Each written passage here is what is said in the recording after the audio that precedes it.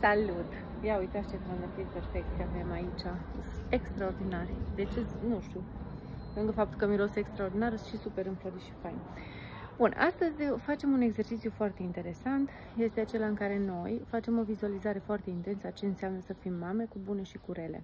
Începem cu o vizualizare a sarcinii, pe care o facem rapid, pentru că deja avem exercițiu foarte bine stabilit de la meditația anterioară, pe care vă recomand să o faceți minim 5 zile înainte de exercițiul ăsta. O să las link-ul în coment. Și facem vizualizarea. Nu mai intrăm în starea teta, pentru că trebuie să ne obișnuim ca noi această vizualizare să o facem ori de câte ori avem ocazia, fără să mai trebuiască să pornim un video pe YouTube, sau putem să facem în autobuz, în tren, dacă stăm în dreapta în mașină și nu trebuie să conducem, dar în orice moment în care nu ne punem viața în pericol sau nu ne deranjăm viața.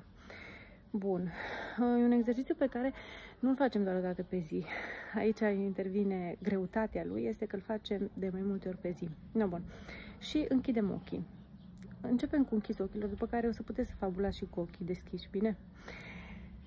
Închidem ochii și vizualizăm sarcina din momentul creării în pântec. Bun, și acum vedem cum crește burta și bebelușul este în pântec. Are o lună, 2, 3, 7, vine pe lume și începem acum călătoria aceea de a fi mame. Bun, și ne vizualizăm cu bebelușul și vreau să simțiți mirosul bebelușului, pufoșenia aceea pielii, pielea aceea fină, moale, și mergem mai departe și copilul are 1 an și vreau să vă vedeți epuizate, obosite și în același timp cum oferiți foarte multă iubire copilului. Și acum vreau să vă vedeți relaxate, odihnite și cum oferiți exact aceeași iubire copilului. Și acum o să vă vedeți cu copilul la 2 ani și la fel vreau să vă vedeți prima dată epuizate, nervoase, irascibile cu copilul. Adică voi vă simțiți așa, dar în același timp știți să oferiți iubire copilului și ce are nevoie. Și mergem mai departe și ne vedem tot la 2 ani și suntem relaxate, liniștite și la fel oferim tot ce are nevoie copilul. Bun. Și mergem acum la 7 ani și suntem mama unui copil care a început școala, care este poate stresată de alte lucruri, da?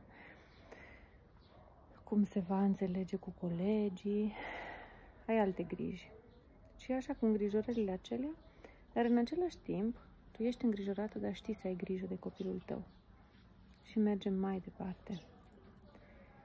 Și vreau să te vezi acum la 14 ani, când copilul este la adolescență. Și vreau să te vezi într-un moment de cumpănă în care copilul este greu, poate s-a despărțit de iubit, iubită și nu știe cum să gestioneze. Și tu ești foarte stresată și preocupată și în același timp știi să-i oferi copilului ce are nevoie.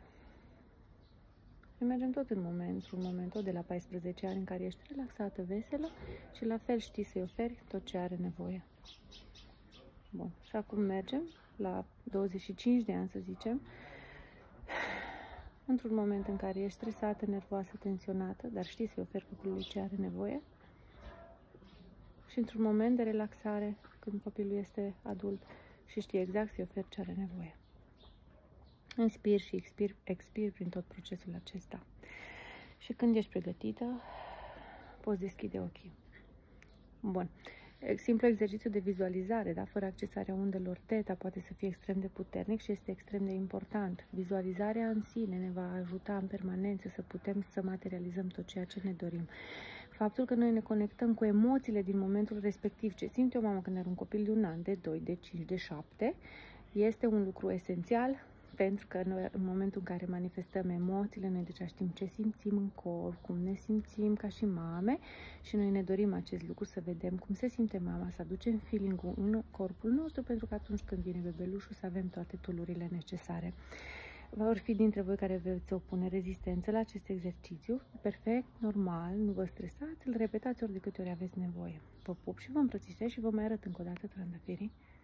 Sunt superbi, superbi. Vă pup. O duminică superbă. Pa, pa!